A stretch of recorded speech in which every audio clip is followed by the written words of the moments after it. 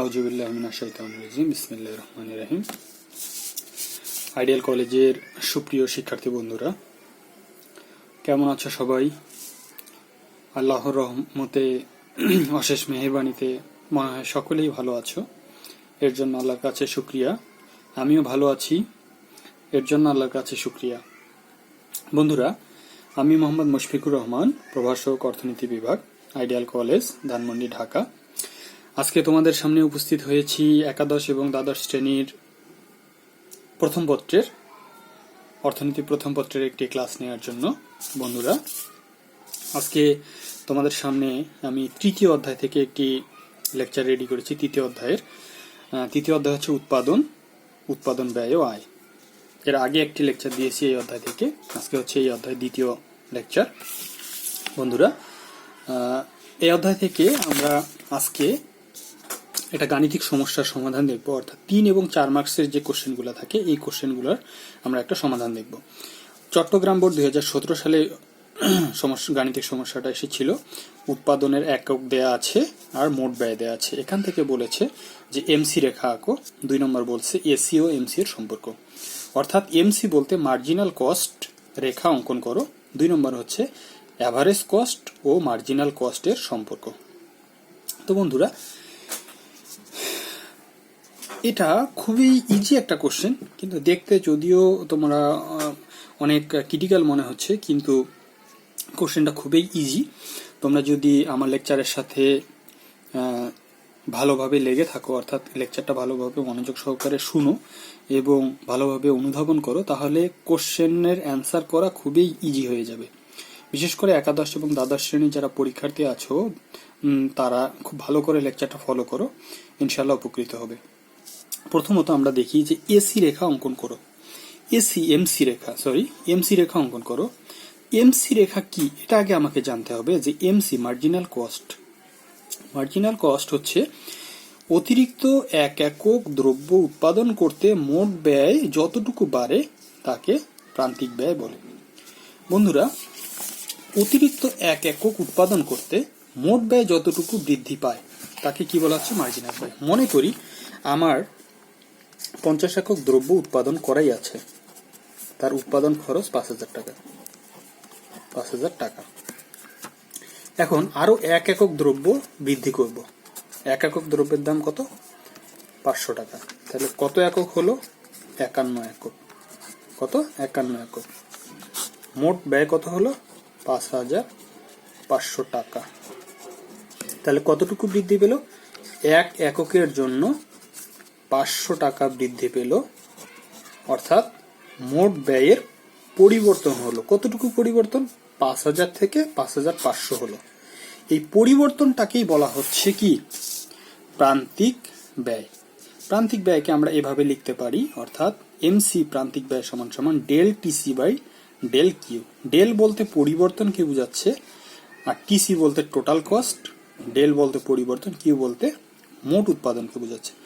অর্থাৎ মোট উৎপাদনকে মোট ব্যয় দ্বারা ভাগ দিলে, অর্থাৎ মোট উৎপাদন এবং মোট ব্যয়ের যে পরিবর্তনটা, মোট উৎপাদন, বন্ধুরা দেখো, মোট উৎপাদন এবং মোট ব্যয়ের যে পরিবর্তনটা, এই পরিবর্তনটাকেই বলা হচ্ছে প্রান্তিক ব্যয়, অর্থাৎ এমসি।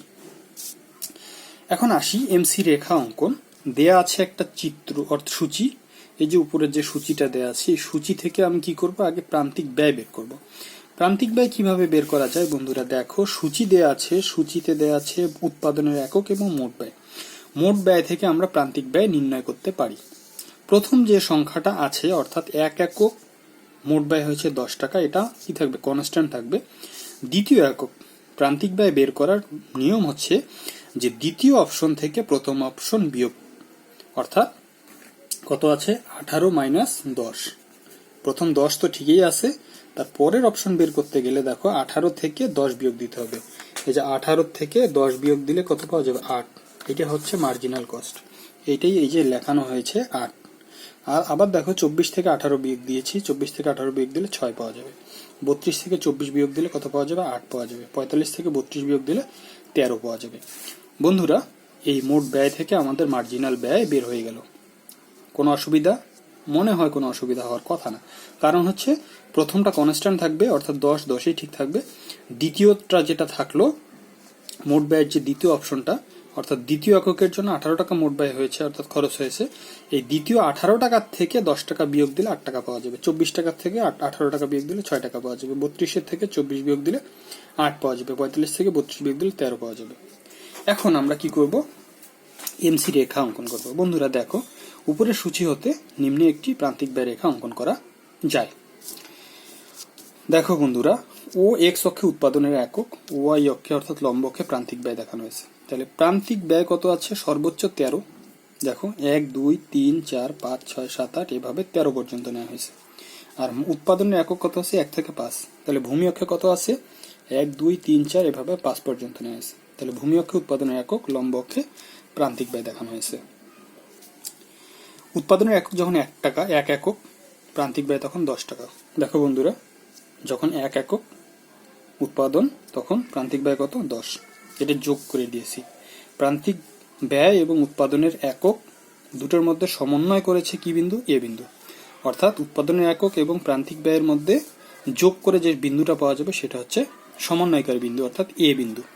এভাবে দেখা যাচ্ছে যে উৎপাদন যতই বৃদ্ধি পেয়েছে, যথাক্রমে 2 3 4 এবং 5 এককে বৃদ্ধি পেয়েছে, 2 3 4 এবং 5 এককে বৃদ্ধি পেয়েছে।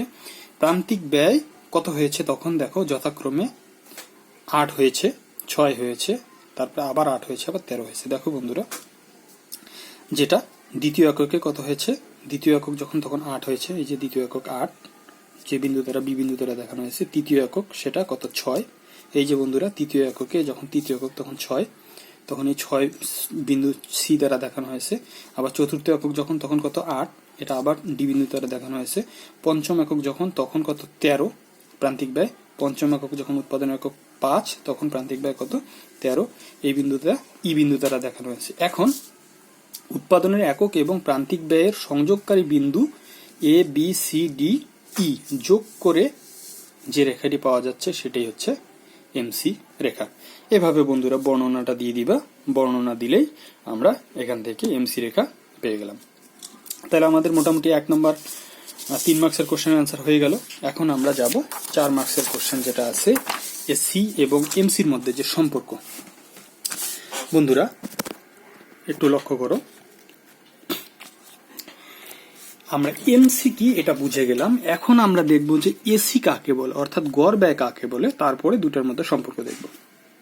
গড় ব্যয় দেখো বন্ধুরা, মোট ব্যয়কে, এর আগেও দেখেছি আমরা প্রান্তিক ব্যয়কে, প্রান্তিক ব্যয়ের সংজ্ঞা অনুযায়ী যে 1 একক বৃদ্ধি করার ফলে মোট ব্যয়ের যতটুকু পরিবর্তন হয়, এই পরিবর্তনটাকে বলা হচ্ছে প্রান্তিক ব্যয়।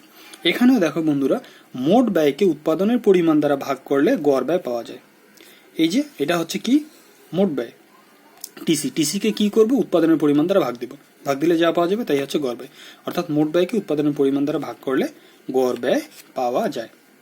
বন্ধুরা সূচিটা আবার নিয়ে নিলাম, উৎপাদনের একক নিয়েছি, মোট ব্যয় নিয়েছি, এখান থেকে কি বের করব, গড় ব্যয় বের করব এবং প্রান্তিক ব্যয় বের করব। তাহলে গড় ব্যয় কিভাবে পাওয়া যাবে, সূত্র অনুপাতে টিসি ভাগ কিউ।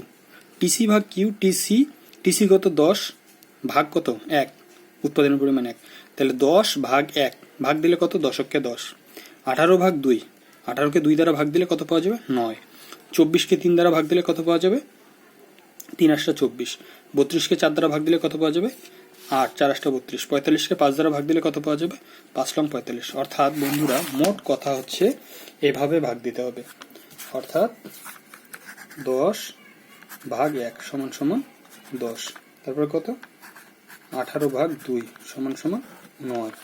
তারপরে কত আছে, 24 ভাগ 3, 3 8 24। তারপরে কত আছে, 32 ভাগ 4, 4 8 32। তারপরে 45 ভাগ 5, 5 লং 45। এইটা হচ্ছে আমার কি, এটা হচ্ছে গড় ব্যয়। বন্ধুরা দেখো, জাস্ট 10 9 8 8 9। প্রান্তিক ব্যয় তো শিখে গেছো, প্রথমটা কনস্ট্যান্ট থাকবে 10 10, দ্বিতীয় থেকে প্রথমটা বাদ দিতে হবে। 18 থেকে 10 বাদ দিলে 8, 24 থেকে 18 বাদ দিলে 6, 32 থেকে 24 বাদ দিলে 8, 45 থেকে 32 বাদ দিলে থাকবে 13। এটি হচ্ছে প্রান্তিক ব্যয়। বন্ধুরা এখন যে সূচিটা আমরা পেলাম গড় ব্যয় এবং প্রান্তিক ব্যয় উৎপাদনের সাথে সমন্বয় রেখে আমরা এটার কি দেখব, সম্পর্কটা দেখব। অর্থাৎ এটা বাড়লে উৎপাদন বাড়ার সাথে সাথে গড় ব্যয়ের কি পরিবর্তন হচ্ছে, প্রান্তিক ব্যয়ের পরিবর্তন কি হচ্ছে, এটাই হচ্ছে সম্পর্ক। তো বন্ধুরা এই সম্পর্কটা এখানে আমরা তিনটা ভাবে লিখব। যে সম্পর্কটা প্রথম দেখো বন্ধুরা, প্রথমে আমরা কি সম্পর্ক নির্ণয় করেছি, উৎপাদনের প্রাথমিক পর্যায়ে, প্রাথমিক বলতে প্রথম পর্যায়ে গড় ব্যয় ও প্রান্তিক ব্যয় উভয়ই কমে। অর্থাৎ গড় ব্যয়ের চেয়ে প্রান্তিক ব্যয় বেশি হারে কমে। সূচি অনুযায়ী উৎপাদনের পরিমাণ 1, 2, 3 একক হলে গড় ব্যয় যথাক্রমে 10, 9, 8 টাকা এবং প্রান্তিক ব্যয় যথাক্রমে 10, 8, 6 টাকা হয়। এখানে এসি রেখার চেয়ে অর্থাৎ এসি এর চেয়ে এমসি বেশি কমে। বন্ধুরা সূচির দিকে একটু লক্ষ্য করো। উৎপাদনের প্রাথমিক পর্যায়ে অর্থাৎ উৎপাদন যখন 1 টাকা, 2 একক, 1 একক, 2 একক, 3 একক, অর্থাৎ প্রথম এককে গড় ব্যয় 10, প্রান্তিক ব্যয় 10, দ্বিতীয় এককে গড় ব্যয় 9, প্রান্তিক ব্যয় 8, তৃতীয় এককে গড় ব্যয় 8, প্রান্তিক ব্যয় 6। অর্থাৎ উৎপাদনের প্রাথমিক পর্যায়ে দেখা যাচ্ছে, অর্থাৎ প্রথম, দ্বিতীয়, তৃতীয় ধাপে দেখা যাচ্ছে গড় ব্যয় 10, 9, 8, প্রান্তিক ব্যয় 10, 8, 6। অর্থাৎ প্রাথমিক পর্যায়ে উৎপাদন বৃদ্ধির সাথে সাথে গড় ব্যয়ও কমতেছে, প্রান্তিক ব্যয়ও কমতেছে। গড় ব্যয় যে হারে কমেছে, প্রান্তিক ব্যয় তার চেয়ে বেশি হারে কমেছে। অর্থাৎ 10 থেকে 9 হয়েছে, তারপরে 8 হয়েছে। এটা হচ্ছে গড় ব্যয়ের সিকোয়েন্স। প্রান্তিক ব্যয় দেখো 10 হয়েছে, তারপরে 8 হয়েছে, তারপরে 6 হয়েছে। অর্থাৎ 2 করে কমেছে, গড় ব্যয় কমেছে 1 করে। তাহলে গড় ব্যয়ের চেয়ে প্রান্তিক ব্যয় বেশি হারে কমেছে, গড় ব্যয়ের চেয়ে প্রান্তিক ব্যয় বেশি হারে কমেছে। এই কথাটাই এখানে লেখা হয়েছে যে উৎপাদনের প্রাথমিক পর্যায়ে গড় ব্যয় ও প্রান্তিক ব্যয় উভয়ই কমে, তবে গড় ব্যয়ের চেয়ে প্রান্তিক ব্যয় বেশি হারে কমে। সূচি অনুযায়ী উৎপাদনের পরিমাণ 1, 2, 3 একক হলে গড় ব্যয় যথাক্রমে 10, 9, 8 টাকা এবং প্রান্তিক ব্যয় যথাক্রমে 10, 8, 6 টাকা। এখানে এসি এর চেয়ে এমসি বেশি হারে কমে, অর্থাৎ এসি গ্রেটার দেন এমসি, অর্থাৎ এসি বড় এমসি এর চেয়ে। 2 নম্বর সম্পর্ক কিভাবে দেখা যায়, যে উৎপাদনের এক পর্যায়ে গড় ব্যয় সর্বনিম্ন হলে, অর্থাৎ উৎপাদনের যে পর্যায়ে গড় ব্যয় সর্বনিম্ন হবে সেই পর্যায়ে গড় ব্যয় এবং প্রান্তিক ব্যয় সমান হবে। বন্ধুরা দেখি যে উৎপাদনের 4 নম্বর পর্যায়ে, অর্থাৎ উৎপাদনের একক যখন 4, তখন গড় ব্যয় সর্বনিম্ন 8, 8-এর পরে কিন্তু 9 হয়েছে, অর্থাৎ এটাই সর্বনিম্ন। উৎপাদনের যে পর্যায়ে অর্থাৎ চতুর্থ পর্যায়ে গড় ব্যয় সর্বনিম্ন হয়েছে, তখন কত হয়েছে, 8। আর যখন সর্বনিম্ন হবে তখন প্রান্তিক ব্যয়ও গড় ব্যয়ের সমান হবে। বন্ধুরা দেখো গড় ব্যয় যখন 8 হয়েছে, প্রান্তিক ব্যয় তখন 6 থেকে বৃদ্ধি পেয়ে কত হয়েছে, 8 হয়েছে। দেখো 32 থেকে 24 বাদ দিলে কত পাওয়া যায়, 8 পাওয়া যায়। অর্থাৎ গড় ব্যয় যখন সর্বনিম্ন 8 টাকা হয়েছে, প্রান্তিক ব্যয় তখন 8 টাকা হয়েছে, অর্থাৎ গড় ব্যয় ও প্রান্তিক ব্যয় সমান হয়েছে। উৎপাদনের এক পর্যায়ে গড় ব্যয় সর্বনিম্ন হলে গড় ব্যয় সমান সমান প্রান্তিক ব্যয় হয়। বন্ধুরা ক্লিয়ার? উৎপাদনের যে পর্যায়ে সর্বনিম্ন গড় ব্যয় সর্বনিম্ন হবে সেই পর্যায়ে গড় ব্যয় এবং প্রান্তিক ব্যয় সমান হবে। এটা হচ্ছে দ্বিতীয় সম্পর্ক। সূচি অনুযায়ী চতুর্থ একক উৎপাদন স্তরে গড় ব্যয় সর্বনিম্ন 8 টাকা এবং গড় ব্যয় প্রান্তিক ব্যয় তখন কত হয়েছে, 8 টাকা, অর্থাৎ গড় ব্যয় সমান সমান প্রান্তিক ব্যয় 8 টাকা হয়েছে।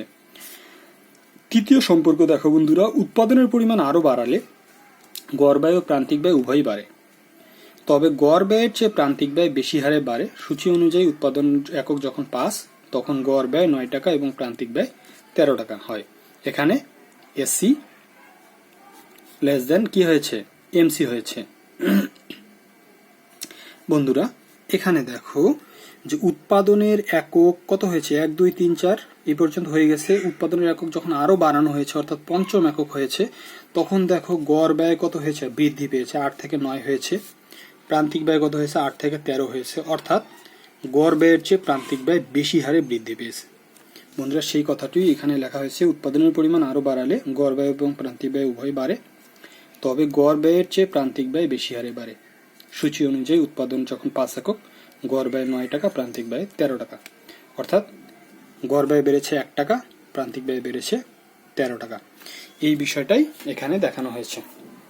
অর্থাৎ সম্পর্ক, 3টা সম্পর্ক দেখানো হয়েছে। 4 মার্কসের জন্য এটাই ইনাফ। এটা যদি লেখা যায় 4-এ 4 মার্কস পাওয়া যাবে। বন্ধুরা নিশ্চয়ই বুঝতে পেরেছো আমি কি বুঝিয়েছি এবং কি বলেছি।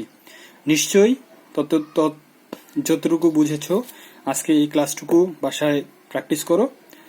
তো বন্ধুরা, আজকে এ পর্যন্তই। ভালো থাকো। নেক্সট দিন আমরা এরকম আরেকটা গাণিতিক সমস্যা নিয়ে তোমাদের সামনে উপস্থিত হব।